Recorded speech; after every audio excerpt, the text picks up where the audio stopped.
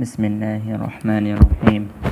وعن عبد الله بن مغفل قال قال رسول الله صلى الله عليه وسلم الله الله في أصحابي الله الله في أصحابي لا تتخذهم غرضا من بعدي فمن أحبهم فبحبي أحبهم ومن أبغضهم فببغضي أبغضهم ومن آذاهم فقد آذاني ومن آذاني فقد آذى الله ومن آذى الله فيوشك أن يأخذه رواہ ترمذی۔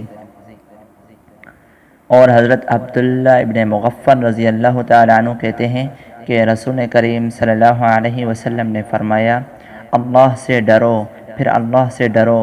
میرے صحابہ کے حق میں میرے بعد تم ان کو نشانہ ملامت نہ بنانا۔ جو شخص ان کو دوست رکھتا ہے تو وہ میری وجہ سے ان کو دوست رکھتا ہے، اور جو شخص ان سے دشمنی رکھتا ہے تو وہ مجھ سے دشمنی رکھنے کے سبب ان کو دشمن رکھتا ہے، اور جس شخص نے ان کو اذیت پہنچائی اس نے گویا مجھ کو اذیت پہنچائی، اور جس شخص نے مجھ کو اذیت پہنچائی اس نے گویا خدا کو اذیت پہنچائی، اور جس شخص نے خدا کو اذیت پہنچائی تو وہ دن دور نہیں جب خدا اس کو پکڑے گا۔ اس روایت کو امام ترمذی رحمہ اللہ نے نقل کیا ہے۔ اسی طریقے سے ایک اور حدیث مبارکہ وعن عبداللہ بن بریدۃ عن ابیہ قال قال رسول اللہ صلی اللہ علیہ وسلم ما من احد من اصحابی يموت بعرض الا بعث قائدا ونورا لهم یوم القیامۃ رواہ ترمذی۔ اس حدیث مبارکہ کو بھی امام ترمذی رحمہ اللہ نے نقل کیا ہے، جو کہ صحابہ کرام کی فضیلت کے اوپر ہے۔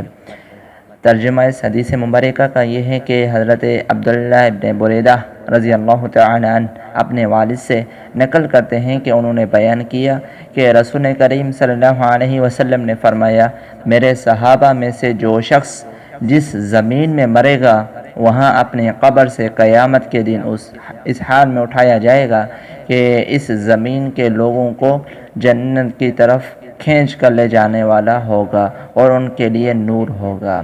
اور اسی طریقے سے ایک اور حدیث مبارکہ، جو شخص صحابہ کو برا بھلا کہتا ہے وہ لعنت کا مستحق ہے، وہ مستوجب لعنت ہے۔ عن ابن عمر قال قال رسول اللہ صلی اللہ علیہ وسلم اذا رأيتم الذين يسبون اصحابي فقولوا لعنة الله على شركم رواہ ترمذی۔ حضرت ابن عمر رضی اللہ تعالیٰ عنہ کہتے ہیں کہ رسول کریم صلی اللہ علیہ وسلم نے فرمایا، جب تم ان لوگوں کو دیکھو جو میرے صحابہ کو برا کہتے ہیں تو تم کہو اللہ کی لعنت ہو تمہاری بری حرکت پر۔ امام ترمذی رحمہ اللہ نے اس حدیث کو نقل کیا ہے۔